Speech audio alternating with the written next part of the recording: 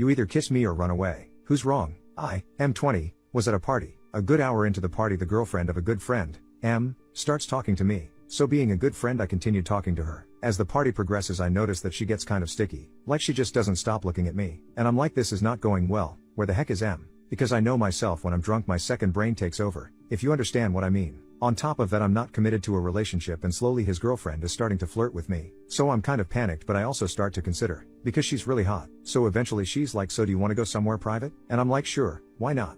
I know, big mistake. So now we're at this back area and she's just full on flirting. And she looks at me with this "I want you" look. In that moment I knew that we either had to start kissing right now or I was gonna explode. So I said, either we start kissing right now or you go away far and you don't talk to me anymore. And all of the sudden she starts acting like I did something wrong. To be clear, had she said yes, I wouldn't have been able to resist, which I kinda feel bad for, as I know I'm way back. So I thought to myself, okay, not that big of a deal. There's other fish in the sea, you know. But now the girlfriend has told M and he's mad at me, which I don't really understand. Like, shouldn't he be mad at his girlfriend? Here's your debate of the day TikTok. Who's in the right? Discuss in the comment section. We'll see you tomorrow for the next debate. Am I the jerk for calling my stepsister the ugly stepsister because of a nickname? My F29 family jokingly refers to me as Princess/the Princess, because I have a reputation for being opinionated and sensitive. This is mostly because of sensory issues, so certain noises or textures grate on me to an extent that I will leave the room or avoid touching things. I'm also just a picky person and I like things how I like them. So my stepdad started referring to me as the princess, like don't open the car window, the princess will get upset. My stepbrothers and mom use it as well. It's a running family joke, well meant. I've never been offended by it in the 15 years it's been a thing. My stepsister, Georgia, F30, hates it. She used to snap whenever anyone said it, but over the years she just started making the odd passive-aggressive comment about it. Everyone ignores it, because Georgia has a habit of thinking everything is about her. And if it's not about her, the reason it's not about her is because we all hate her, which then is still about her. So, our whole family is visiting my parents in the countryside for a couple of weeks. Georgia has brought her boyfriend Jason along. I've met Jason a couple of times before at dinners and he's a nice guy, and he's fit in well. This morning, me and my mom were making breakfast and Jason came down and to help out. We normally have breakfast in the kitchen/diner, so eventually everyone started gathering at the table. We always make the tea and coffee last so it's hot when we eat, and we had all the mugs out and Jason offered to make the drinks. I told him not to do mine because I liked it made a very particular way, and he said, okay princess, I will just watch how you do it so I know for next time, and we laughed. It was a joke. The next thing we know, Georgia shouts she's sick of everyone calling me. She then swore at Jason for being just like them. Us. She said, since everyone thinks I'm so special, what does that make her? And I replied, the ugly stepsister. Obviously, no one said anything, but Georgia burst into tears, pushed her plate onto the floor, broke it, and went upstairs, and Jason ran after her. He's since come down to apologize for her. She hasn't come out of her room. My stepbrothers are on my side. The parents say I should have just not said anything and she would have calmed down, and that I went too far picking at an insecurity. That might be true, but I'm sick of her making everything about her. The joke doesn't have anything to do with her, and I am, as are my stepbrothers, sick of her acting out to force everyone to behave how she wants them to.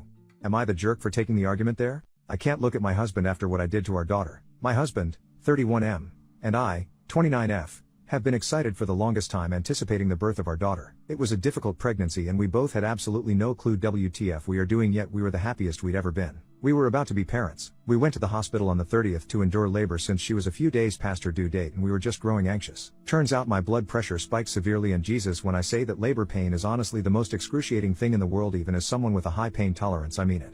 I'm sorry for that, but I had a lot of bleeding and I was honestly exhausted by the time I even started pushing. My husband was right there with me looking so terrified, and I was basically passing out because I felt like I just couldn't do it. Doctor the attempted at doing an assisted extraction using a medical suction tool, and that too failed. So last resort was rushing me to surgery for a C-section. I was put under and woke up to being wheeled back to a room. I kept asking where she was and my husband just told me she was being taken care of and I needed to rest. Apparently it took longer than normal for me to even wake up. When I was coherent enough, I found out there had been some complications. I was like, but she's okay, right? And my husband said, yeah, she's perfect. She just needed extra care because of how traumatic the birth was on both of us. My heart rate got dangerous low at 1.2 and my husband was dealing with all of this alone. She stopped breathing and also ingested some fecal matter, and it took 15 minutes of chest compressions to get her back again. My husband had opted to wait to tell me this after I'd still been put on high alert due to my blood pressure, and he didn't want me to risk spiking it again as THT was a major concern. Doctor told me she is doing well. She's alive, but they can't tell what kind of damage lack of oxygen might have to her brain. Is she is going to be okay? Or how it might affect her in the future, because it's too early to tell the severity of it all right now. I just stared at my daughter hooked up to all those tubes in an incubator. I walked to the bathroom and sat on the floor crying for an hour. I feel like I failed her. My one job was to get her into the world safely and I couldn't do that. I couldn't do it right and she might suffer because of it. My husband thinks I'm mad at him for not telling me the truth earlier, but I know he had a similar meltdown from what my family told me while the doctors were trying to help me as well. I told him I understand, but I don't think he believes me. I just can't talk to him properly. I told him I failed us and he just keeps being amazing and positive, and I feel like I don't deserve any of it. Granted, it hasn't been a week yet. My daughter is still in a neonatal ICU unit doing well, but I feel like a horrible waste of the term mother and wife RN. I don't really know what advice I'm looking for. How do I help my husband? My daughter? My husband finally admitted that I'm ugly. I am an unattractive woman, objectively. I've always been this way, and while I have accustomed myself to it, it nonetheless remains a daily fact that being an ugly woman sucks. I met my husband 4 years ago and he is the greatest thing that's ever happened to me. He has always and frequently told me I'm beautiful, and somehow sounded honest, without sounding like my mother, like someone without another option to answer. Last night, Saturday, he had a group of friends over to our home. They meet several times a month to hang out, catch up and play games. He has known most of these guys since high school. I was upstairs in the kitchen preparing drinks and snacks when and was able to hear them in the basement and began to eavesdrop, which I know was rude, but it wasn't really intentional. I realized they were talking about me. A couple of guys were teasing my husband about me, specifically about my looks. I could tell it was supposed to be funny. It was not. There was a point where one of them referred to me as a troll, and my husband blew up, started shouting. Listen, shut the fuck up. I know that, my name is ugly, but shut up. She makes me happy. Does your bimbo of the week do that, Jim? Dave, how long has it been since we've hung out and you haven't bitched about your wife? Not real names, he went on for a while, defending me.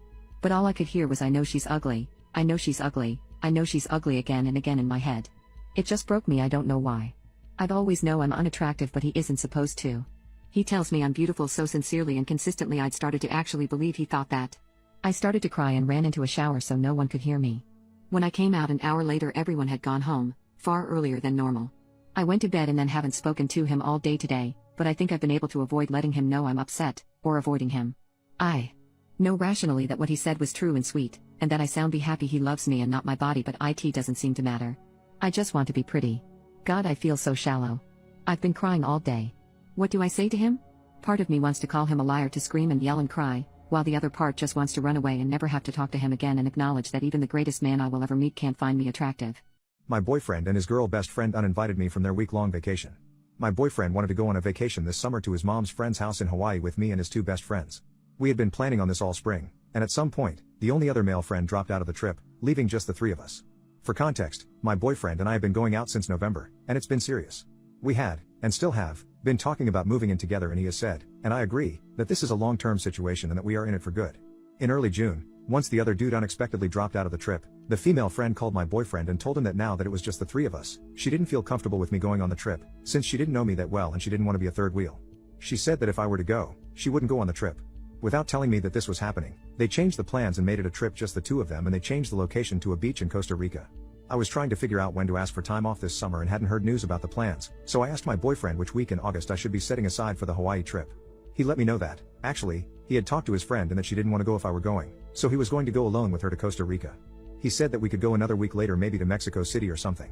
I was upset, and tried to talk with him about how the situation made me feel, especially since this wasn't a case of a separate trip being set up ahead of time. This was a case of me being invited and then uninvited from a week-long tropical vacation with a girlfriend of his who I had never met before. We eventually decided to do a trip together to Copenhagen, which we have both wanted to visit, as some sort of compensation. I also asked to meet her, so that I could feel more comfortable with the trip.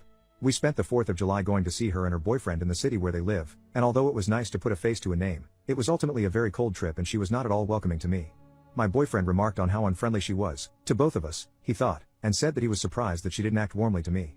I went out of my way to try get to know her and her boyfriend. I'm very outgoing and friendly and usually this would be easy, but it didn't really click, even after several days. They were somewhat cold to each other as well. They bickered a little bit about their future and his own 3-week trip without her that was scheduled for the same time as their trip. This had been scheduled before ours had. This had been my effort to feel better about the trip, so I told my boyfriend that I still didn't feel comfortable with things, and that I was feeling insulted by the way that it was handled. I had tried to make things smooth between all of us, and I asked him to please come up with something that could help me feel better about the trip. On a visit to his family, they asked about the trip and they were all shocked that he would have arranged it this way, and let me know that they would have been furious if they were in my position, which triggered a fight in which I asked him to please help come up with a strategy to make me feel better and more secure about them going together without me. He said that he would never do this kind of thing again, which feels like not much to offer, since this is kind of a once-in-a-lifetime trip to begin with.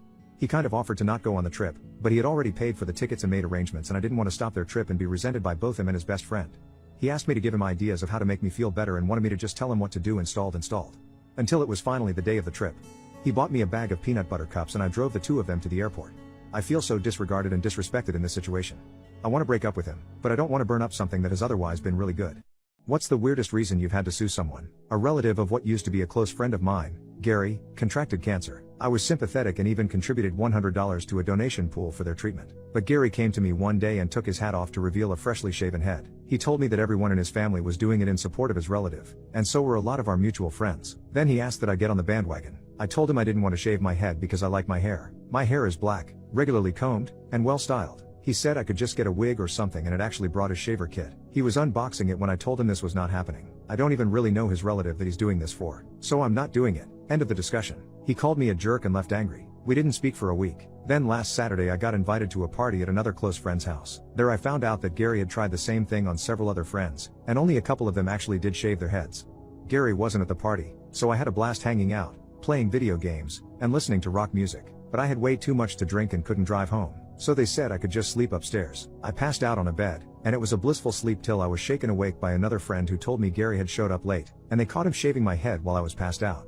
I saw what I looked like in a mirror and wanted to scream like I was in a horror movie. Gary even shaved off one of my eyebrows. Gary was still there and acting proud of himself, saying, "Now you're gonna have to shave off the rest, just like me." I was furious and called the cops. When they arrived, Gary fully admitted to what he had done to me and even said he was justified. The police didn't seem to think so, as this is classified as a form of assault. They asked me if I wanted to press charges, and the first words out of my mouth were, "Hell yes."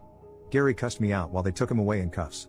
I tried getting my hair restyled into something presentable, but there was no saving it, and now I'm bald too. Now a bunch of Gary's family are telling me to drop the charges because Gary was off his meds and didn't mean to do it. I was like, what the hell? Because I never knew he was on meds, but I still refuse to drop the charges. It'll take months to grow my hair back the way it was, but all of the calls and messages from Gary's relatives are starting to get to me. Just about everyone else in our friend group has cut Gary out, though, and said that I'm doing the right thing by not dropping the charges. So now I'm divided. What are some dark truths about your parents you witnessed as a child but only fully understood as an adult? My biological parents married and divorced each other 3 times. Fair warning, this one gets a little dark. They married for the first time in April of 1983. By December of that year, my dad had already cheated with several women, so they divorced in January of 1984. They stayed separated for a while, started dating again, and about a year after the divorce, they were pregnant with my sister. They didn't want to have a baby out of wedlock, so they went back to the courthouse to start round number 2 of the marriage. It turned out to be too much for my dad to handle, so he started experimenting with drugs. 14 months later and they were pregnant with me. That was about the time my dad started getting really bad off. My mom came in the house one day to see 2 strange men dealing drugs in our living room. She turned them both in and kicked my dad out. It was a wake-up call for my dad. He cleaned up and stayed sober long enough to convince my mom to marry him again. It was only after they married each other for the 3rd time that my dad admitted he used to sit outside of my grandmother's house with his hunting rifle, trying to get a clean shot on my mother. He stayed clean for about 2 years, but soon it was worse than ever. My mom knew she had to get her children away from the situation before he either hurt us or we started to turn out like him. They divorced for the 3rd and final time. Fast forward to present day. My dad is clean and has been for 10 plus years. We have a great relationship now. He's been married to my stepmom for 6 years and this marriage wasn't another trigger for him. My mom remarried a couple of years after the 3rd divorce, and my stepdad is one of my best friends. As a kid, I was angry. I didn't understand why they had to get divorced or why I was only able to see my dad every few weeks. As an adult, I realized my mother put herself through hell trying to do the right thing for her children. What one thing did your father do that left your mother sobbing? It was the day before Thanksgiving. My mom was in the hallway sobbing and frantically searching the help wanted section of the newspaper. I was only 7 and my brother was 4. I was confused about why my mom was crying so hard. I asked her and she said she needed to find a job. I thought that was strange because my dad had a good job and my mom stayed home and cooked and cleaned. Who's going to take care of us? I thought to myself. Thanksgiving was a weird and somber day. All the food was there, but it was quiet, silent even. My mom found a job overnight so she could be home with us during the day. My dad stopped playing with us. He stopped talking to us. He stayed late at work a lot. My mom was always tired and took naps whenever she could. I was at school most of the day, so that helped, but the house started to get dirty and she started to bring home fast food instead of cooking delicious meals.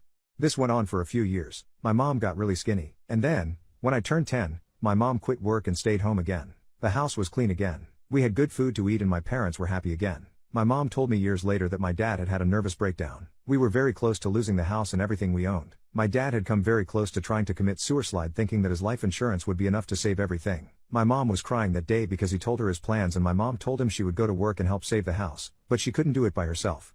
She loved him so much that she went without sleep to save him and everything we had. They were married 47 years until death did part them. My mom lived another 3 years afterwards and is buried next to him. What's it like being married to a genius? He'd probably laugh if he knew I'm calling him a genius. I hadn't considered this aspect of him when we started dating, as what struck me was that he was such a good, sensitive, funny human being. I had noticed his intelligence, but while living together, I discovered that his IQ, lifestyle, history were out of the norm. He needs his space for thinking, and it's a physical space, which we jokingly call the sacred corner. I can see the happiness and joy on his face when he gets to spend a little time there. He comes out exhausted and annoyed because he has to go to work. Random people ask for opinions and advice on their marriages, children's education, career choices, midlife crisis, books, politics.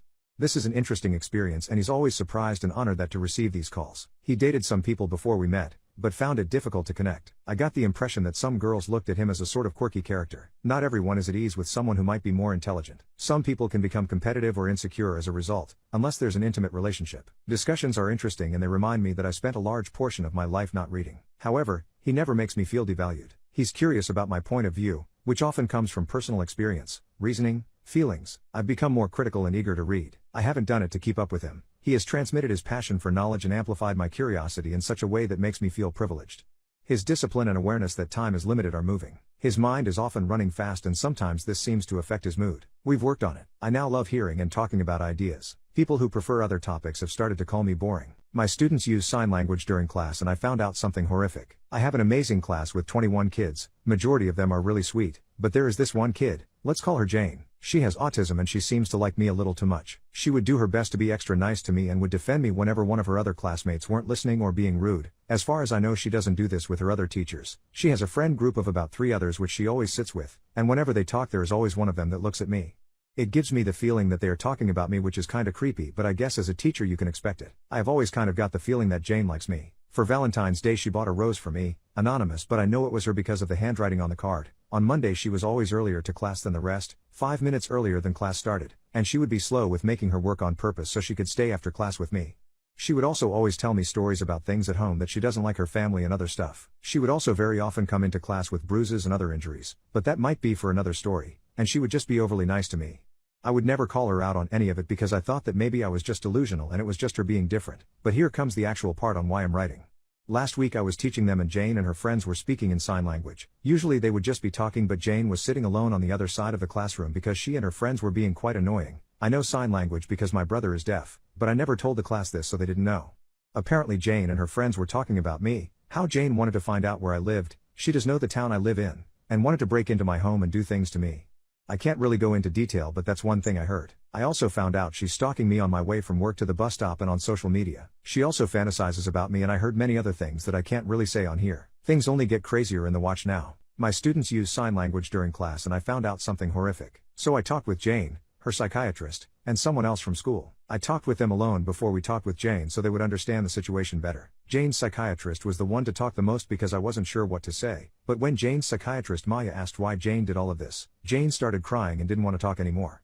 Maya wanted me to leave because she believed Jane didn't want to talk because I was there, so I left. A little bit later, Maya called me. She wanted me to come and talk about what happened and what Jane told her. Like a lot of you already thought, Jane had a rough time at home and was indeed being abused, not physically by her parents but emotionally. Her parents constantly favored her younger sisters over her and, in Jane's words, didn't care about her. Her older sister would regularly bring multiple boys home while babysitting Jane and her sisters, which is probably one of the things Jane learned about lovemaking stuff. A lot of you all in the comments thought Jane was being inappropriately hurt at home, but that's not what is going on. Jane told Maya that her other classmate, Luca, who is 2 years older due to having to repeat a year, intimately abuses Jane. Jane says that Luca claims that this is what love is, and that's why Jane thought it was okay to say those things about me because she loves me. Jane explained to Maya that she didn't mean it like that and wouldn't want to hurt me. Jane felt she was in love with me and told this to her friends. They taught her that what she said, like stalking me and potentially breaking into my house, is part of being in love, and that's why she did it.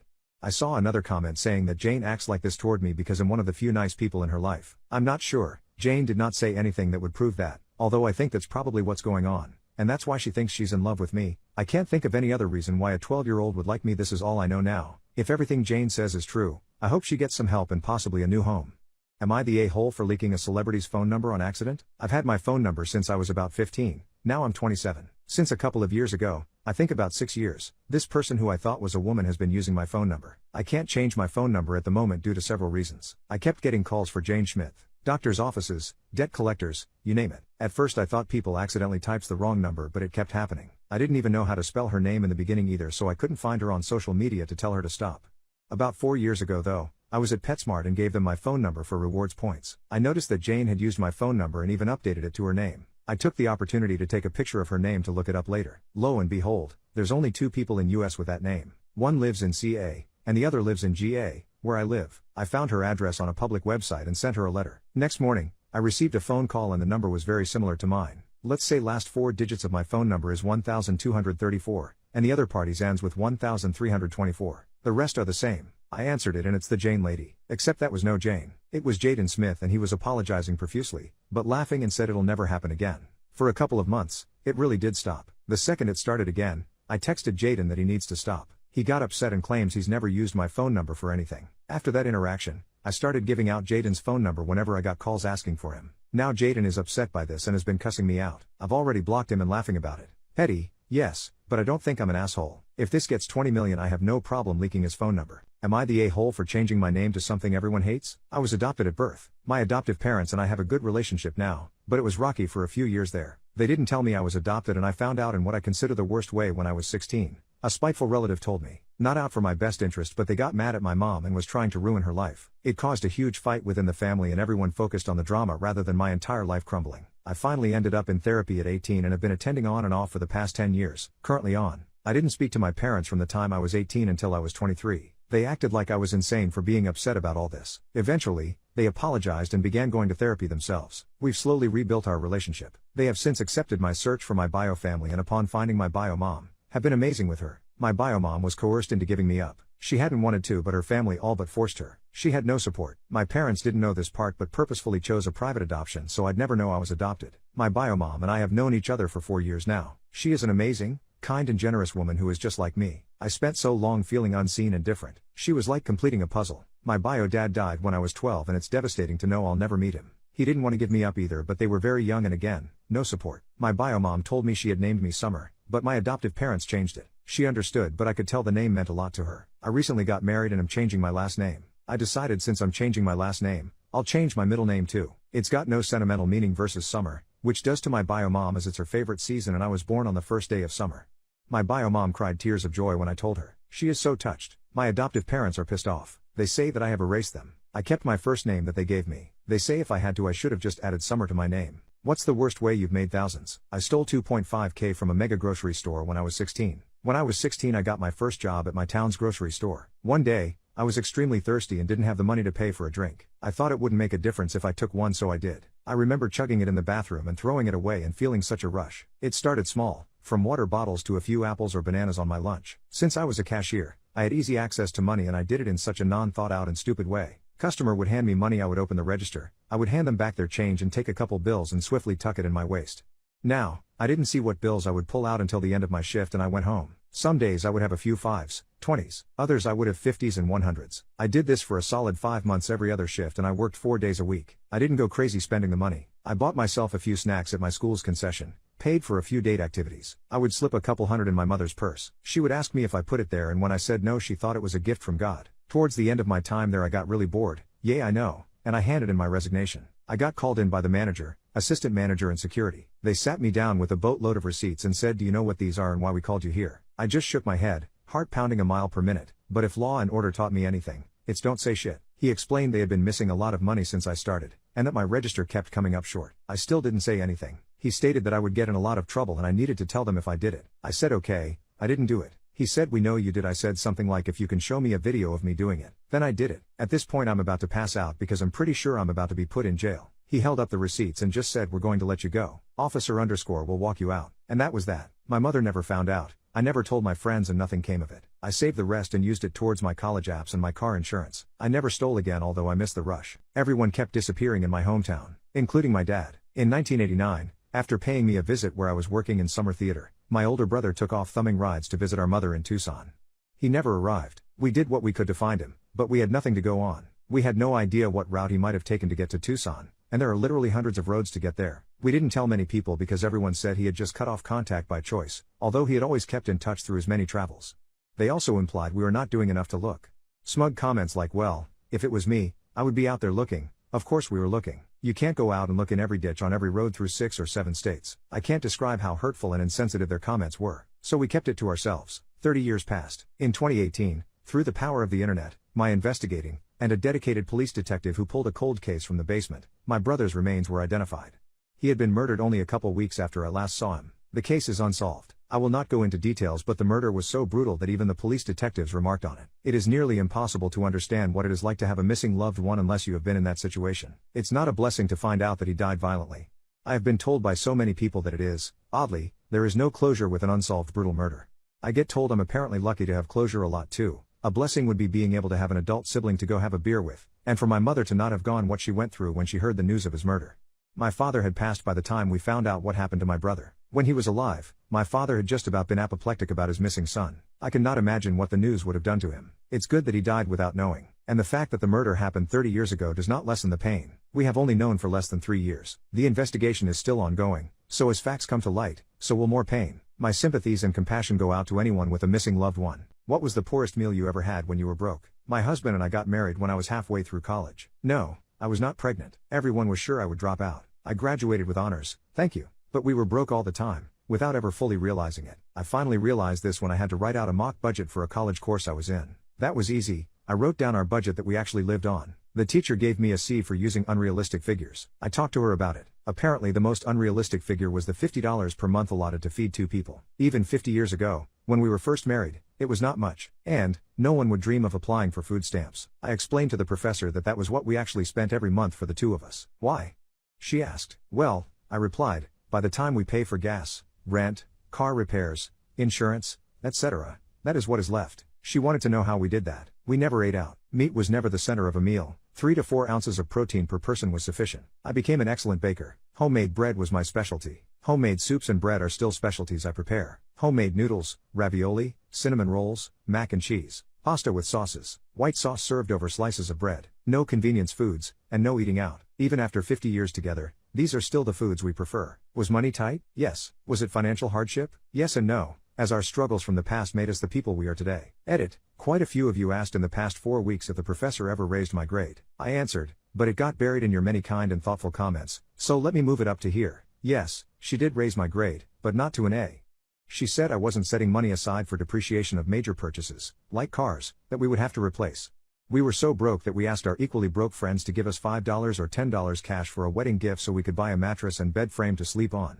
We did get a mattress, but did not set money aside to depreciate it. I learned to let go of things like this long ago. She simply did not understand what it was to be poor, nor did she understand that she did not understand. Patience, concern, and trying to educate have worked better for me. It is never my intention to expose the ignorance of another person. What was your time to be in a whole moment? The lunch incident. I might get hate for this, but here we go. Years ago, I had this friend who would leech off of us for food during lunchtime. Let's call her Ella, not her real name. What I mean was she would never pay while the rest of us were scrimping extra change just so we wouldn't starve. My school had an open campus for lunch, so all around the school were restaurants like McDonald's, JV's Pizza, Subway, China Walk, Arby's, etc. There was also the school cafeteria, but you would have to pay for that also, and TBH I would rather starve than eat that food.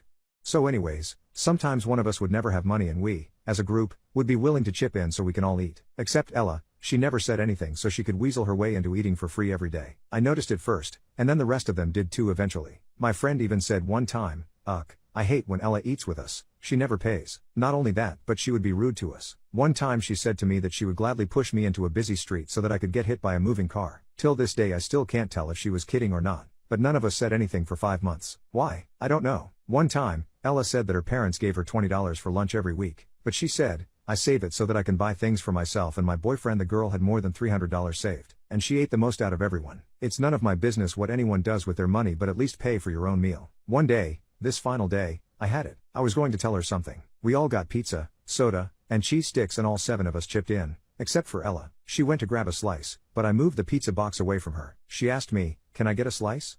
I said nope. She started to sniffle and asked me why did I hate her. I said, Ella, I don't hate you. I just don't like your cheap ways, and how we're always paying for you and yet you're rude to us. The rest of the group nodded their heads. Her fake tears disappeared and she yelled, FCKU. And stormed off. I was going to offer her 1 slice of pizza so she won't be hungry, but oh well. It was silence for a moment and then my friends started dying laughing and high-fiving me. I felt bad for some reason, but what else was I going to do? I couldn't keep letting her leech off of us. The next few days random people I didn't even know existed came up to me and said what I did was a dick move, calling me a jerk and told me to learn how to talk to people. But they didn't know the full story. Once I told them, they stayed quiet and walked away. Ella tried to confront me after that incident, but that's another story. What is the most ignorant thing someone has said to you? I was loading groceries in my car. I had this beautiful turquoise hat on, that just happened to match a jacket I bought 2 years ago. It was a good day for me. I was energetic without being nervous. The steroids gave me massive energy, but it was so often nervous energy. Not today. My bones did not feel like someone had their fingernails digging into them. The sun was shining.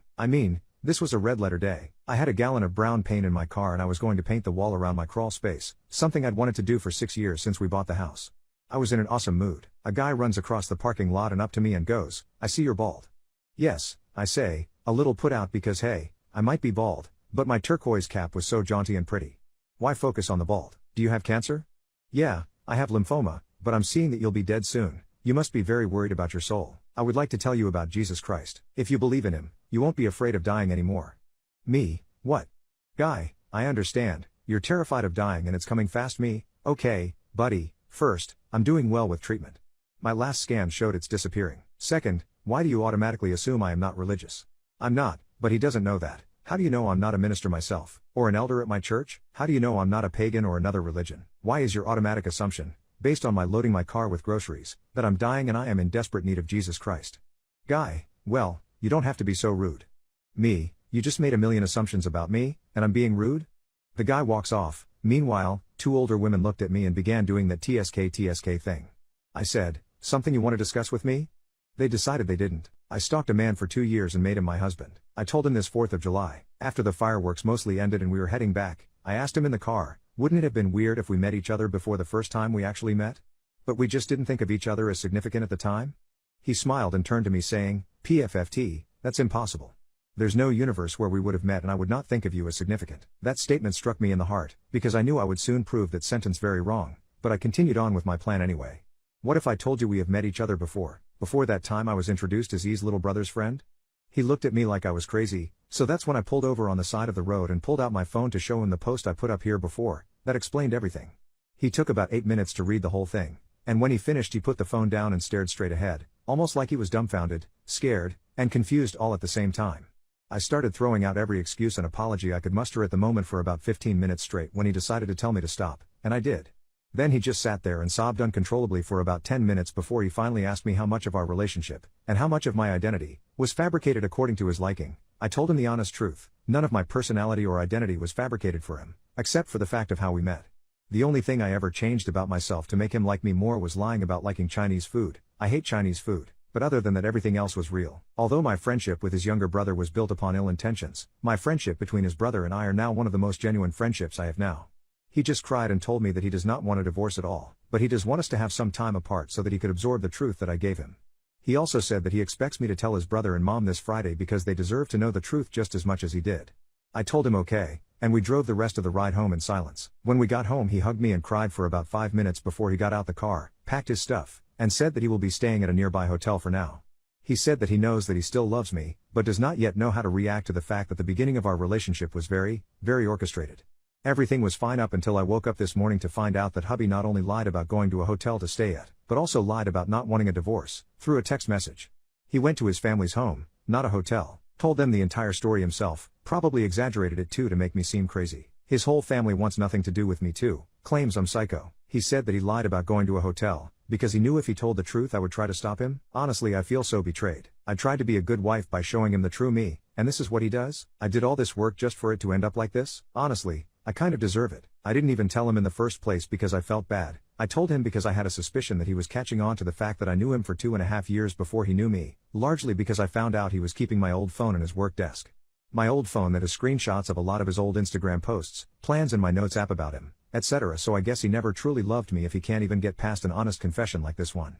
I might update this in a few years when I find a new husband. Am I a psycho? What happened when you pissed off a CIA agent? I was working for a local county government in the permitting department that handled drainage and floodplain enforcement. I received a complaint from a homeowner, nice guy, lived next door to a house that was part of an incorporated village, not nice guy.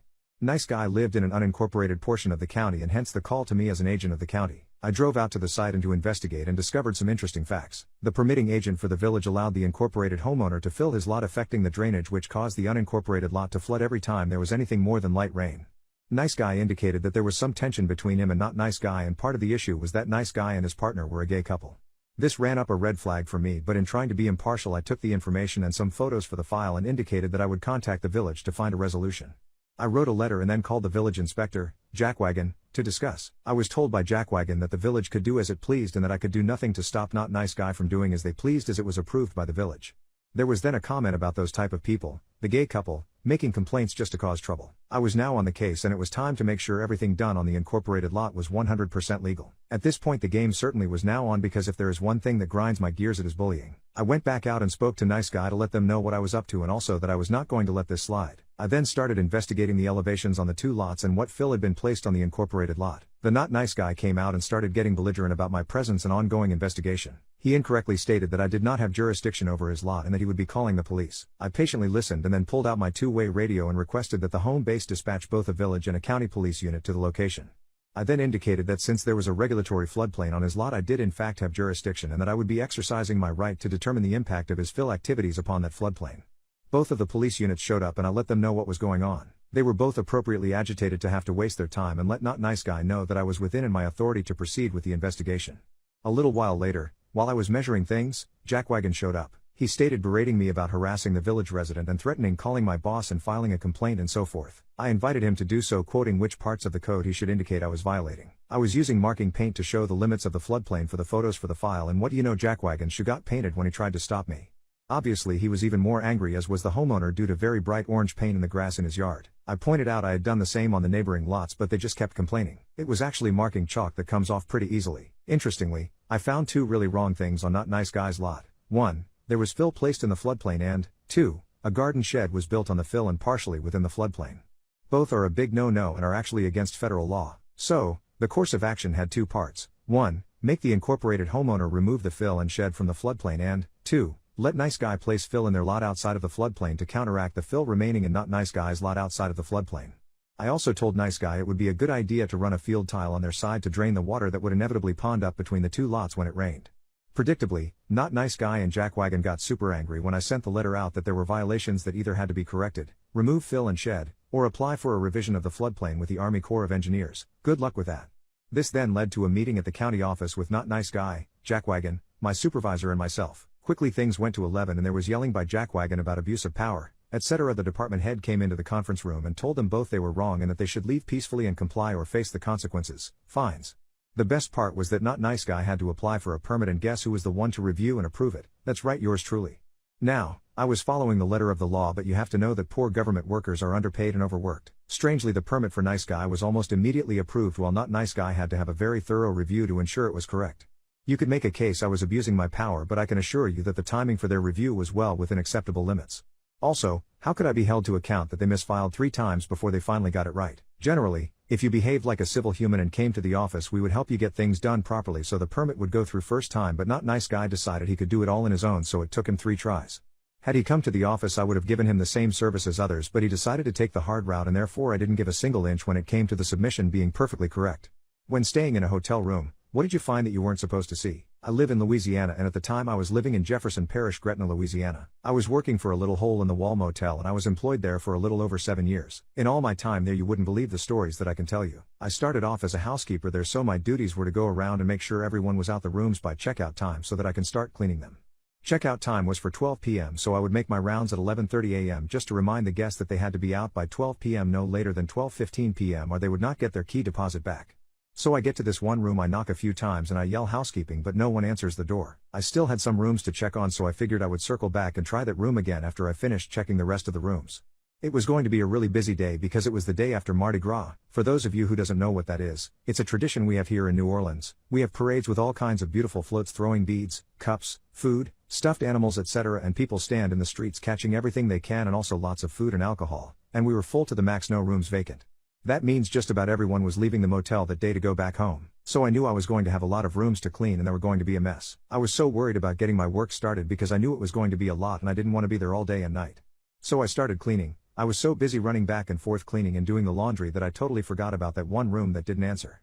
Now it's almost 4 p.m. and I get a call on my walkie-talkie radio and it's the front desk. Front desk, hey, what's going on with room 102? They haven't checked out yet. Me thinking to myself, oh shit, I forgot I'm going check now, so I stop what I'm doing and I go up to room 102 and I proceed to knock and yell housekeeping. It's way past checkout time and you need to go to the office. I waited a minute, no answer. I knock and yell again, housekeeping, please open the door. Still no answer. So I knock one more time and yell, housekeeping, if you don't open the door I'm coming in. I waited a few and no answer, so I get my master key out and try to open the door. At that time we had chain locks on the inside of the doors for a little more security. Well, when I opened this door the chain was attached so I could only open it wide enough for maybe an arm could fit through. The room was pitch black, I could barely see anything inside. I yell, "Housekeeping. Anybody inside, it's time for you to come out the room." No one answers. But I know someone is in the room because the chain lock was attached and you could only do that by someone being inside. So I go get a flashlight and return to the room. I open the door and flash the light inside. So the way the room is set up in the little space that the door would open, I could only see a piece of the bed and a dresser. As I put the light in the room, all I could see is a pair of legs hanging off the side of the bed. I yelled, "Housekeeping, wake up, it's time to get up." No answer. The legs didn't even budge. I yelled a few more times and nothing. So I managed to kinda squeeze in the door a little more to where I can see a mirror on the wall. I flash the light on the mirror. Now I can the whole bed through the mirror and I can see a man laying across the bed. I yell a few more times to try and get his attention and wake him up, but nothing. By this time it was getting late and I still had so much work to do. I'm thinking this man had a good night partying and drinking and was just trying to sleep it off. But I had to get him out the room because the room was already booked for that day by another guest. He's not answering me and I have to get in this room. I thought, well, I can just bust the chain off the door and fix it once I can get this man out the room. So I start pushing on the door 2 or 3 times and the door flies open. The man is laid across the bed butt naked and the room reeked of alcohol. I called out to him from the door a few more times to get up, but he didn't budge. So I have to go in because he's not waking up and I have to get him out. As I get closer to him I can see that his chest and stomach is not moving. I'm starting to get scared at this point. I get up to the bed and to my horror the man's skin had patches of purple spots and I touch his knee to try and wake him, but he was cold to the touch. I ran so fast out that room. I've never ran so fast in my life. I was so shaken up and my nerves were so bad that I couldn't even press the button on the walkie-talkie to call the front desk. I finally calmed myself down enough to call 911. Within 5 minutes the parking lot was full of police cars, fire trucks, ambulance, crime scene detectives and the coroner. I sat there upset and crying as the detectives were trying to question me. I felt so bad because this man was so young and had a full life ahead of him. All I could think of is that he was probably a father, brother, uncle, someone's child, and his family was never going to see him again alive. I watched in horror as the coroner wheeled his body out to the van. After everything was done and the parking lot was empty, I sat there thinking about this poor man's family. I was very upset, so my boss sent me home for the rest of the day. I've seen dead bodies before at funerals, but not like this. This was on a whole other level. I didn't go to work that day expecting to find a dead person in one of the rooms. And I've seen stuff like this on TV before, but it's one of those things where you think this would never happen to me. Well, it did, and I wasn't right for a while after this happened. But for some reason I kept thinking about this man's family. So when I went back to work I found the man's name on his sign-in sheet and a copy of his driver's license. When I got home that night I looked for him on Facebook and as my luck would have it I found him. I went on his profile and read his about me info and I found his mother's profile. I was kind of hesitant at first, but this feeling wouldn't let me be and I just knew I had to talk to this lady. After some thinking I sent her a message on FB Messenger leaving my phone number and asking her to please give me a call, that this was very important. A few days go by and I check the message and I can see that she's seen the message but never replied or called me. So I send one more message and the next day the lady calls me. I started off the conversation by telling her who I was and where I worked. I told her that I was wanting to talk to her because her son had stayed in the motel where I was working. And before I could say anything else she says, "Oh my God, did he leave something behind? Silly kid, he's always forgetting something." And at that moment my heart shattered into a million pieces because then I knew that this lady didn't even know that her son was no longer alive and that I was going to be the one who had to tell her. My voice cracked as I said, "No ma'am, he didn't leave anything behind, but I'm very, very sorry to inform you that your son has passed away." I felt like my heart had bust out of my chest. The lady cried a little and asked me if I knew what had happened and I told her no. I told her that there were no visible signs of the cause of death. So I gave her the coroner's number and address where they had taken him. I apologized over and over for her loss and that I was the one who had to tell her. She thanked me and told me that I didn't do anything wrong, that she was forever grateful that I found her and gave her the news. We said our goodbyes and I told her that if she ever needed anything please don't hesitate to call. As soon as we hung up that bad feeling I was having went right away. I don't know what it was, but something kept telling me to do something. And I feel in my heart that if I didn't do what I did then this lady would have never gotten the news about her son. She did say that no one called her or even tried to get in touch with her to inform her of anything. So I think I did the right thing. Going back to work after that, it was a scare knocking on doors, and believe me when I tell you that this guy was the first but unfortunately not the last. In the whole 7 years that I worked there I found 4 bodies. I quit after the last one I found. I just couldn't do it anymore. The first one happened a little over 4 years ago. Until this day I still keep in touch with the mother of the young man. He was her only child and she didn't really have any family. But she is the sweetest person I've ever met. My brother ruined my wedding by proposing. So you won't guess how I ruined his love life. I, 35 meters, have a young brother Todd, 29 meters, who had a complicated birth and had to stay a month in the ICU, and because of that my parents have always doted on him and almost denied him nothing. Even if it was to the detriment of my sister Abby, 32F, and I. My brother drinks in on the attention and has on more than one occasion made himself the center of attention at either my sister's, or a cousin's special event. Because of this Abby and I have a strained relationship with Todd and our parents. Unfortunately, Todd met and fell in love with Lucy, 24F, who announced her own pregnancy at the baby shower my mom held for Abby. When I proposed to my wife Michelle, 30F, I just wanted to elope but she really wanted her family to be there so I invited my family out of obligation. While out my best man Jim, 35 meters, noticed a receipt from a jewelry store slipped out of Todd's pocket. Jim confronted Todd about this which led to an argument. Jim told me everything and I told Todd that he was no longer going to be a groomsman because I knew he was going to propose at my wedding. Todd cried to our parents and which led to a blowout. In my parents' eyes, since Todd never admitted that he was going to propose to Lucy at my wedding I was unfairly judging him. I refused and brought up Todd's past behavior. My parents couldn't refute this and got Todd to agree to not try anything at my wedding. This wasn't enough to convince me to let him be a groomsman but I warned him that if, as a guest, he'd try anything I would make him regret it. Fast forward to the wedding and surprise Todd walked over to Lucy and proposed to her during Michelle's father-daughter dance and did it in a way so that everyone would notice. Cue my revenge. Jim and I had hired a woman to pretend to be Todd's side piece who cornered Todd and Lucy and claimed that she was pregnant with his baby. Todd denied this but when she called his phone, I gave her his number and messed with Todd's phone to incriminate him. It didn't look good. Lucy threw the ring back at Todd and left in tears. When Todd saw the smile on my face he knew that it was me and I didn't respond to a single call/text from him or my parents until after the honeymoon. Lucy has thrown Todd's stuff out and has been denying access to their kid. Todd is furious and is demanding that I clear his name. I sent him a text saying that I had no idea what he was talking about as well as a screenshot of a bill for the wedding and gave a vague message demanding reimbursement for half of the wedding costs. Michelle knew the whole time what I was planning and gave me the green light after Todd ruined her moment with her dad, so I felt pretty good but now even Abby thinks I went too far. Mother says girls shouldn't win math competitions, so I ruined her son's future. My teacher decided that I should compete in a math competition because she saw potential in me. I agree because she was my favorite teacher. I did not really care that much because I was kinda lazy at that time. On the day of the competition, I saw a kid, let's call him Ek, boasting about how he didn't sleep because he reviewed everything. I was annoyed but I didn't really think much of it. The results came, sure enough he won, but I got second place. I was shocked and happy at the same time and so was my teacher. Everything was all sunshine and rainbows until I heard this lady MM. Good thing that girl didn't win, I was only 2 points behind. This is a math competition, my boy should win.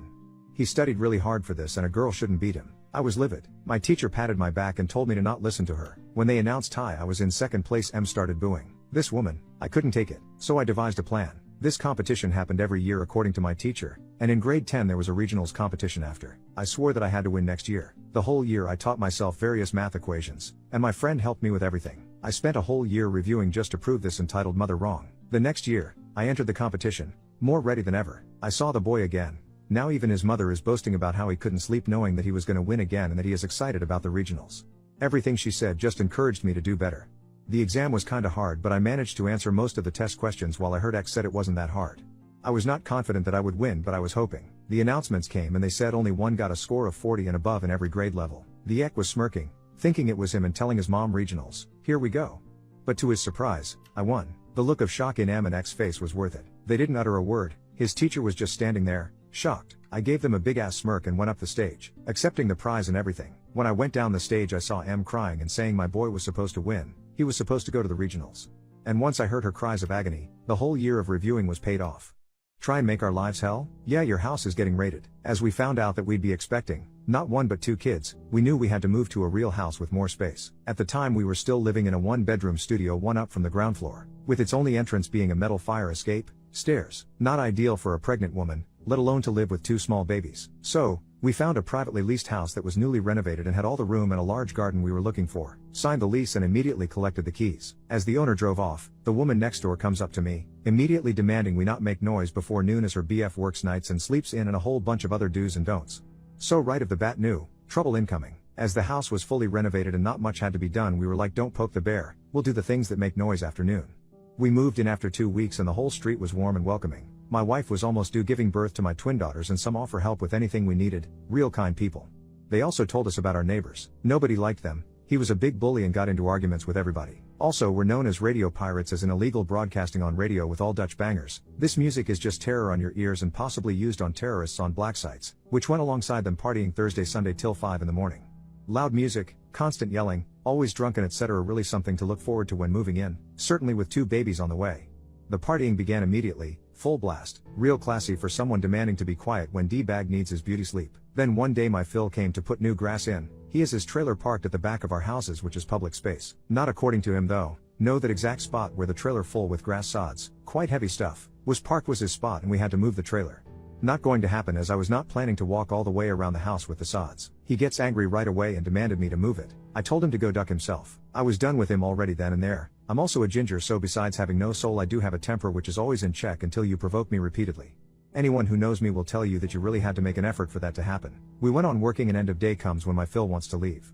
Hooks up the trailer and bam, there was D-bag, telling him off, yelling it's his spot and he better does not do this again or else.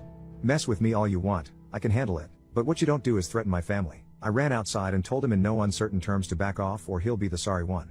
Total bluff on my side. Yes, I have that temper, but I'm not impressively built and have no hidden fighting skills. I do fight dirty. He backs off, Phil leaves and I go inside where I find my wife crying. She got scared of him maybe doing something to her father and or me, and this is something we don't need right now. Combined with hormones from being pregnant, and you can paint that picture. So I'm even more pissed but had to promise not to act on anything. I won't, dear, not yet anyway. Time went on without any real incident, and then came the time my wife goes into labor. Didn't go smooth and ended up having to deliver with C-section or whatever it's called, because daughter 2 was almost strangled by the umbilical cord. We had to stay 3 nights, excruciating nights due to a lot of things. Finally we get to go home. Family had put a giant sign in our front yard welcoming the babies. The sign was already up for a few days prior to coming home, so our friendly neighbors definitely knew about it. But did they give a flying duck? No, they did not. From the first night on they started to party and broadblasted their terror music. They started at noon and continued to until 5 or 6 in the morning. Classy. They also kept going for days, so it wasn't just Thursday, Sunday, it was all week long and the next. So we were broken, hardly slept. One of our daughters suffered from heavy cramps combined with all the noise and her parents at the end of their wits, so she cried a lot. And then I just had it. I researched some things on radio pirates, the laws and regulations, and on his large, 5 meters plus antenna in his backyard, which was illegal in itself, but he used it to illegally broadcast on radio, which meant he had a lot of equipment to do so, which was even more illegal and can even get you jailed, but at the very least they could seize it all and fine him big time. In the 1045K area. Now, I did not immediately turn him in, but instead we're looking for another house to lease first. This because I figured it wouldn't sit well with him and having a wife and 2 babies in the house alone during the day because I had to go to work. I hear you guys thinking, why not involve the police? Well, they are utterly useless in cases like this. We called once and what they did disturbs me to this day. They rang at their doorbell and immediately started off by saying we called them about noise complaints. Yes, you read that right. No protection or whatsoever, just blatantly told them we were the reason they're there, told them to keep it down, and that was it. They didn't even follow up with us or anything. As you can guess, D-Bag now was even more pissed and told me the next day, or yelled over the fence that separates our backyards, that I really should not do that again. A threat yet again, of which I told the police. I didn't report it the first time as I chalked it up to alpha male and heat of the moment. But without witnesses to corroborate, nothing could be done yet again. Some days later I walked out the front door and he just stepped out of his car. Came up to me demanding I cut back some of our ivy that grew on our side of the fence because it tangled in with his big hole antenna. He would be gone for some hours and I could come into his garden to cut back the ivy that grew through on their side. And then a light bulb went on above my head. I told him politely that I would do that immediately. Why? Because that gave me the opportunity to find out the make and model of this antenna to ascertain its signal strength, where the cables go exactly and what kind of cables they were, again to know the signal strength it handled. Also, it gave me a good view on the equipment he had, through the window, so I could snap some photographs of it. This was the icing on the cake, because in the meantime we did manage to find a new home and already had signed the lease, so we would be gone in 2 weeks. Luckily we only had to paint some walls for the girls' room and furthermore just pack up our things and move them to the other house. So after I trimmed the ivy and collected my evidence, I went online that night to find out the proper channels to report a broadcast pirate and which entity was tasked with catching said pirate. Turned out I had to call the telecom agency but also the police. Wasn't too happy with the latter, but I remembered I have a nephew that works for the police. Officially his area was immigration, but knew enough colleagues that could help us and we could trust not to confront them again saying I was the one that sent them. That was extremely important for our safety when doing what I was doing. So I gave both the agency and the police all evidence I collected, pointed them to the frequencies he pirated so they could listen in. Then they started a neighborhood investigation, which wasn't really necessary, but this was to cover our asses to make it look like he got caught by accident because they had an active investigation in our area. You never know what he can learn from legal documents and such. We asked them to wait with the raid. Yes, they raid pirates' houses, preferably in the early hours of the day because of his beauty sleep rendering him incapable of fleeing or hide evidence, etc. We moved 2 weeks later and they raided him 2 days after we moved. All of his equipment, computers, radios, cell phones and his car were seized. He left in cuffs, his wife/GF did too, for making a big scene and tried to interfere, all of which was live reported to me by one of my ex-neighbors who were equally ecstatic about this. It turned out, this wasn't the first time he got caught but his 3rd time. His car had no insurance on it and his mo failed. This would normally have no big consequence because he didn't drive it while raided, but they had the guy surveilled on for a week and that definitely meant he was seen driving it while not having insurance and valid mo. He was fined somewhere around 30k euros, went to jail for 12 weeks and everything seized was destroyed except the car. His GF had to do 40-some hours community service. They had to sell the house, which made for very happy neighbors as they too were over and done with him. Like I said, I do fight, but very dirty. You have to really make an effort for me to get to that point. They did and suffered. Over a year later when shopping groceries I encountered them. With the foulest of looks. If looks could kill I'd be a smoldering heap of ash. But nothing more than that. I am running away today, leaving everything behind. I just can't do it anymore and I want an out. I am a 31-year/O male and are married to a 29-year/O female. We've been together for 10 years now and been through a lot of rough patches but always made it out on top. We have a 1-year/O and she is beautiful as could be. My wife and I fight a lot. I yell, cuss and never have anything nice to say. I don't know why I'm this way. I truly don't deserve her, which is why I feel we argue and I feel she feels stuck with me. I show love by what I can provide for my family, while she shows love by how much she can care for our family. We see things on such a different level. I don't think it will ever work. We've been through years of therapy, and don't think I will ever work out. I am numb to feelings and really don't have any care for people. I started an IT company when I was 20 and grew it to a very successful company. Won't go into details, but if I choose to not work ever again I could. Well, one of my workers a 34-year/OF and I started talking and it led to an affair which has been going on for the last year and a half, which ultimately led to more females that I had affairs with.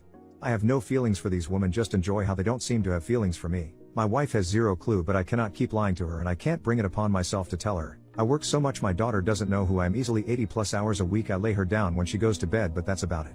I have set up her future that no matter my decision she will be set for life and will never have to work if she so chooses. I've contacted my lawyers around 2 months ago and set up my company to go majority in my wife's name and a small percentage in my daughter's name. Against my lawyer's advice, I bought some assets for my daughter that my wife doesn't know about, and the profits of those assets will be put into a bank account that she will have access to when she gets older.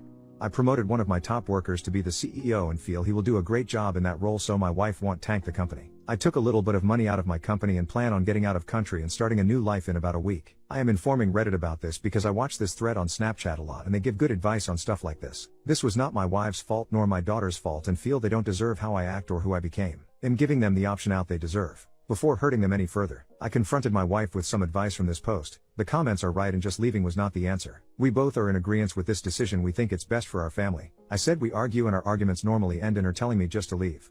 We moved her parents in the house right next to ours around a year ago because of how absent I was and she wanted help. We discussed that an absent father was a better option than a father that negligence her. She thanked me for my decision and how we talked about the situation. She did on the other hand ask that if I leave, I will stay gone. We don't want confusion later in life, and I agreed. I don't know what she will say about me or what happened, but honestly I don't mind. I know in the future I will most likely come to regret this decision. This could be the biggest mistake I could make, but as for right now I can't see it as that. I see the damage I'm already doing in my house and feel they both do not deserve this. Tomorrow I will be leaving to start my new venture, and now my wife will be able to start hers without being stuck around someone as toxic as I was. Make my developmentally disabled boy cry? Yeah buddy, you're losing your entire family. My former boss is the worst human being I've ever met. He did all sorts of things to mess with anyone he didn't like. So a while ago I was at a family event in a local park, walking with a young boy from our family who is developmentally disabled with Down syndrome, Ben. Ben does fairly well all things considered, but he's always been sensitive to anyone making fun of the way he looks or his condition. We are just having a good time on our little stroll, Ben and I both enjoying the day. Along comes my boss walking toward us. I'll call him Rob. I cringe at seeing him but smile and say hello to play nice. Rob, there's something you don't see every day. A pair of ugly retards walking together. Ben bursts into tears as Rob laughs and walks off. I deal with Ben and ignore Rob. I'm super pissed and trying to calm Ben down because for a few minutes he was totally distraught. Finally I get Ben to focus on how he has me and a lot of other awesome friends and family, and that Rob is a stranger and what he thinks doesn't matter. We walked some more and I saw that Rob was at the park with his wife and teen daughter having a cookout, and he had apparently been on his way back to his family from a trip to the toilet when he saw us.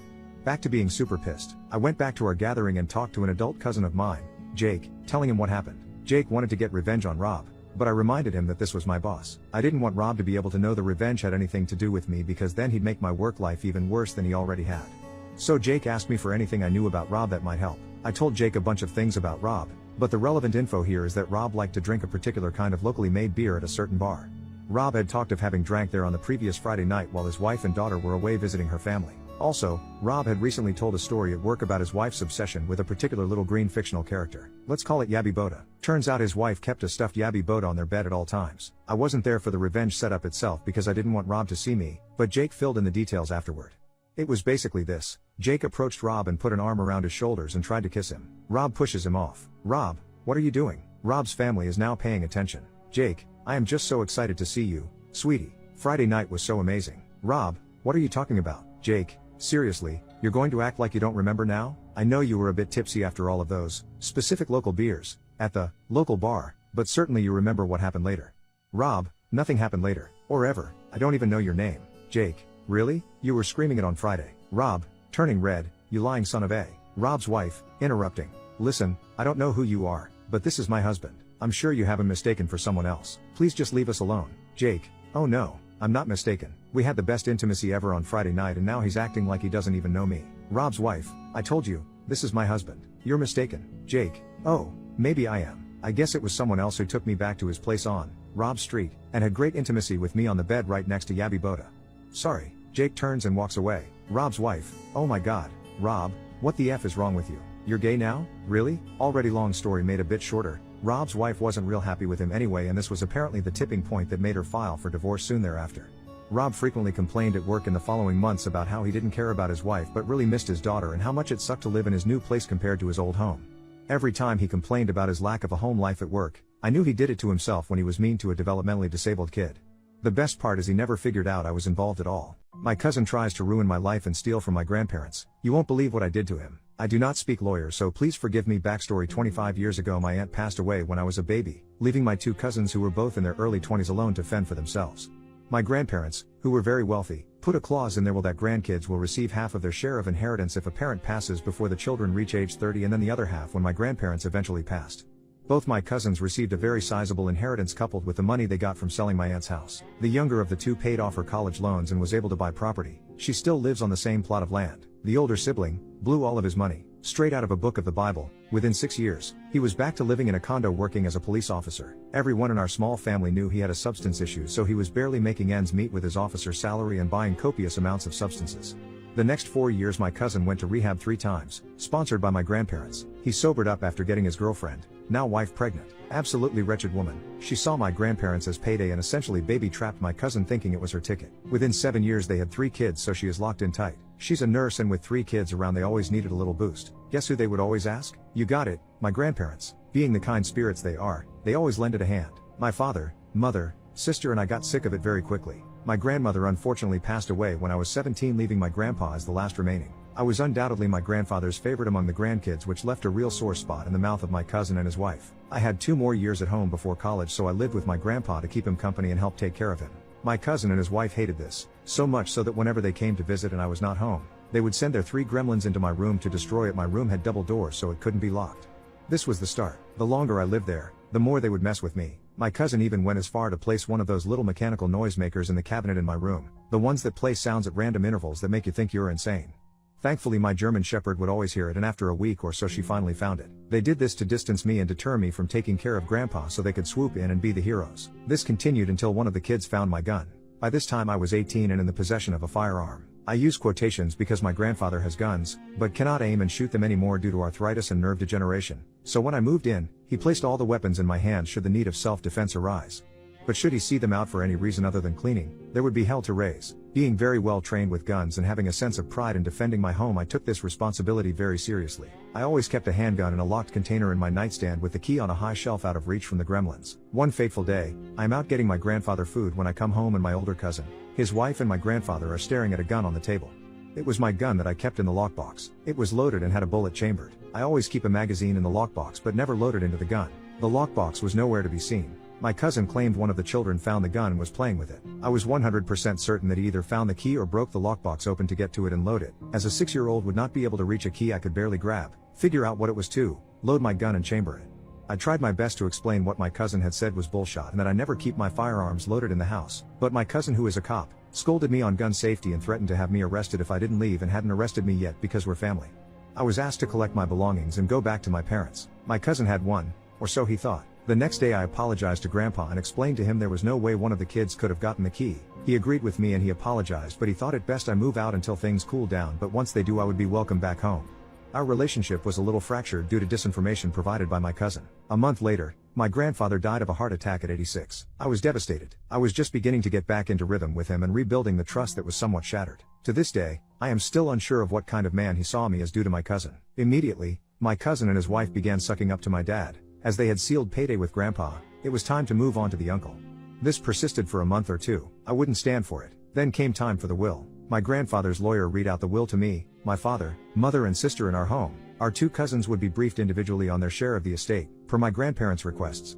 Then the miracle line in the will comes to fruition. If anyone attempts to claim any part of the estate that is not assigned to them, they forfeit any assets they are supposed to receive and will be divided equally among the remaining family members. This was basically their way of saying if you try to claim more than you're given, you get nothing. My father is supposed to receive every piece of physical property, aside from 2 or 3 items he set aside for me, from my grandparents as he is the only remaining child.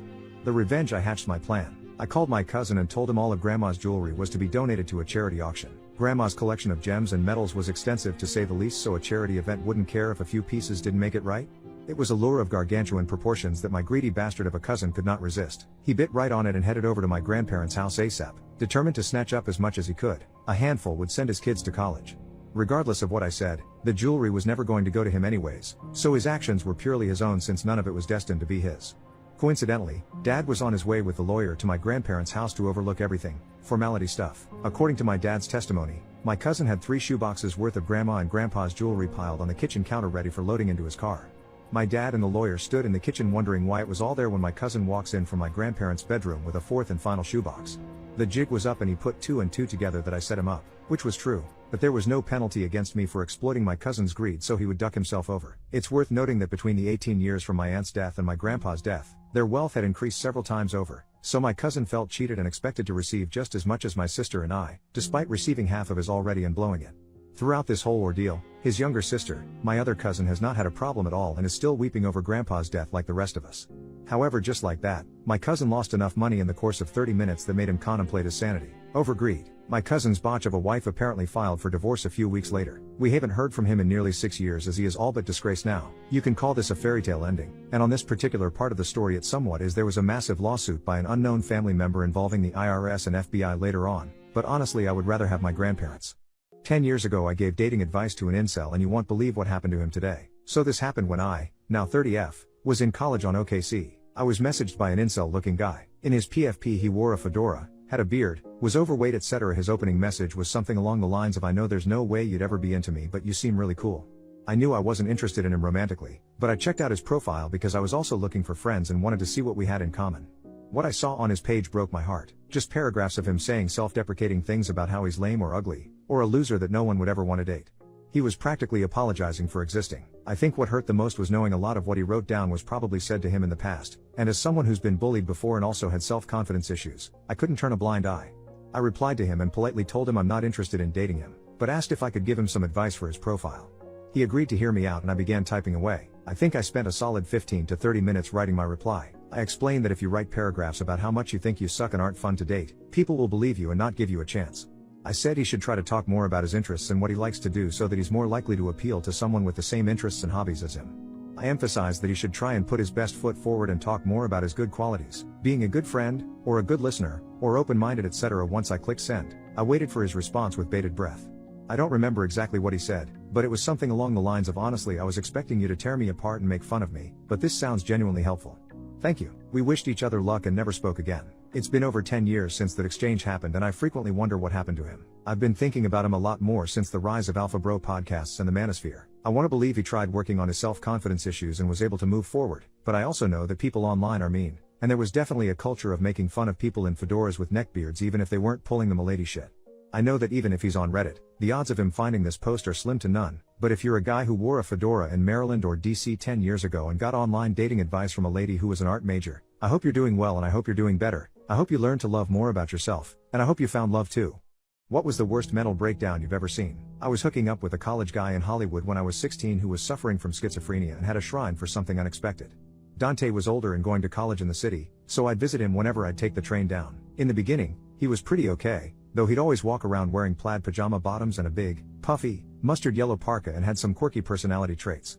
The school he was attending was filled with weird art kids, so this was dismissed as him being eccentric for a while. I remember after hanging out with him for a day while he was dressed like a disheveled, sleepy hobo, we turn a corner and there was a movie premiere his dad had invited him to. Like a fancy Hollywood movie premiere. He rolled his eyes, explained that his dad was making him go, waved goodbye and wandered away. He attended this black tie event in his PJ bottoms and parka. Every time I visited, his dorm room became more and more disorganized, he became more erratic, he started placing candles everywhere. He started to become obsessed with New Age/Eastern spirituality and was convinced he was some kind of a shaman. He only talked about third eyes, his psychic abilities, and summoning spirits. He had a very sweet roommate this entire time who was acting as his caretaker. He was so nice, just humoring him and shooting me sympathetic grimaces, entertaining me and acting as the host whenever my friend disappeared to go suddenly pursue whatever thought had just popped into his brain, etc. I was too young to really be able to handle that situation well, thank God he was there. I'm not sure why I didn't break off the friends with benefits situation, I wasn't invested, but I think I didn't want to cut off ties with a person who was clearly spiraling.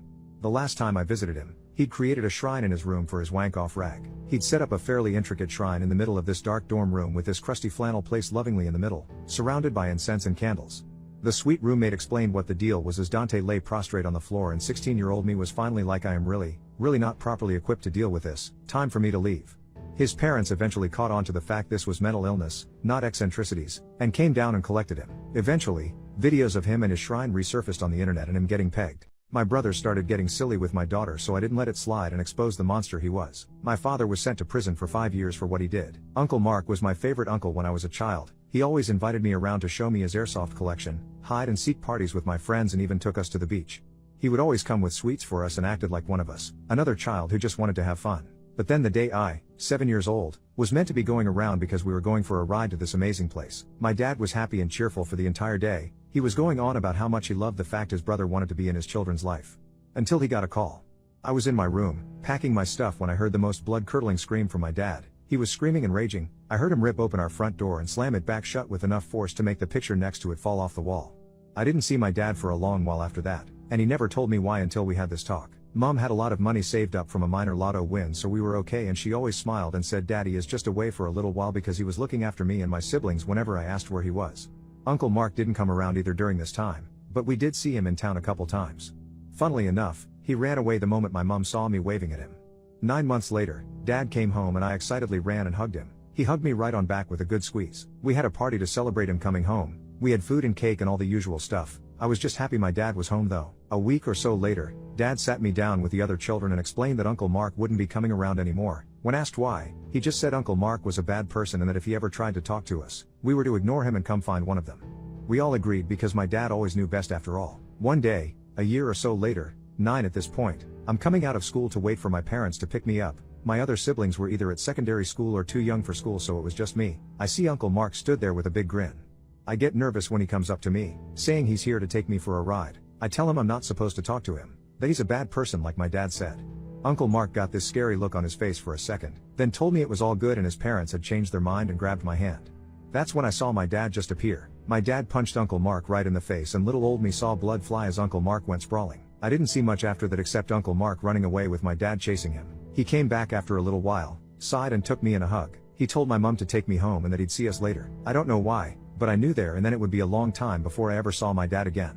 And I was right. 5 years. 5 years my dad was gone. My mom eventually admitted to us that he was in prison for protecting us and we all guessed he'd done something to Uncle Mark. And he had. That day I was meant to go to his house. Uncle Mark's wife had called my dad and told him she'd found some pictures under her and Mark's bed of little ones. I am leaving my husband without saying anything. By the end you will agree with me. My husband and I got married in our early 20s, now in our mid-20s. We were freshmen in college when we met and have just both graduated 3 years ago. Tonight was the final straw. I had already made an exit plan prior to this. I sent the text 20 minutes ago when he went to bed that the plan was starting. What did it for me? He ruined my self-esteem for the last time and made me feel like I was irreparable to him, as though I'm not worth the energy it takes to fix what he broke. We have been wanting to work on our marriage, but he blew up on me for not knowing I wanted to wear for plans that I was ready for minus getting ready and just had to change clothes. The last thing he said to me was, no matter what you wear, you're still going to be the same fat person. We still had 2 hours before we had to leave. How my plan is starting. I know those are his last words to me because now he's in a sour mood. He's gonna go to work without saying anything. Movers are coming at 9 a.m. to do a rush pack, only my things. Leave the divorce papers on his side of the bed, with my signature on them as well as a contact for my lawyer. Have a close friend take me to the airport to visit family. I have an apartment and new car waiting for me, new phone number with new local code. Removed him off my credit cards, and removed myself from his. Already went through every transaction to bank deposits to determine what money was mine in the account. Left a copy in the stack with papers. And most importantly, screenshots of him liking girls' posts and commenting on them about how my body would never be like that and she's what he wants. I'm a 5'2" and 135 but have a bit of a tummy from an eating disorder. Knowing this, he used it against me. I have family at my new home that are the only people who know since I had them buy my plane ticket, so it didn't show up on any transactions. I'm tired of feeling as though I'm not good enough when I'm financially sound, and have done amazing with my degree. I won't stand for the abuse anymore. What's your worst birthday memory? I worked as a cashier/delivery driver at this Japanese restaurant when I was in college that had this really mean owner named Carol. She was so terrible that we had a revolving door of people quitting after a day of working with her. After a while she would warm up to you a bit and be a little kinder, but she could still be very difficult most days. Had been working there around 4 or 5 months and she was starting to teach me to make sushi rolls. I wasn't that great at them and had to take it really slowly to do them right, but it got to the point where if it was slow and we got a simple order she would let me take care of it. It was kind of fun for me and I wanted to learn how to be better, so I didn't mind. I was working there on my birthday one year and we get a customer come in for simple avocado rolls, so Carol tells me to handle it while she goes out back and has a cigarette. I take care of it, but after she left we had a bunch more people walking and asking for rolls, some that I didn't feel confident enough to make at that point since they involved being topped with fish. I step out back to see where Carol was and she was nowhere to be found. I had to come back and struggle to make the rolls that I knew how, while apologizing profusely to the customers, explaining that I was just the cashier and had no idea where the sushi chef was. About 10 to 15 minutes later Carol finally comes back and instead of being sorry for stepping out, she yells at me for being too slow and helping the customers out. She apologizes to them for me and quickly makes their orders, and at the same time belittling me by saying stuff like, "See, that wasn't so hard." I was so embarrassed and pissed off at her. I was so close to quitting that night. I didn't speak to her again all night and she could tell I was upset and asked why I was mad. I told her it was my birthday and she made me feel like complete shit, which I didn't appreciate. She laughed and told me to learn to take a joke and then told me to come tomorrow, which was my day off, and she'd make it up to me with a free sushi dinner for me and my girlfriend. Free sushi was not enough to make up for making me feel so shitty on my birthday.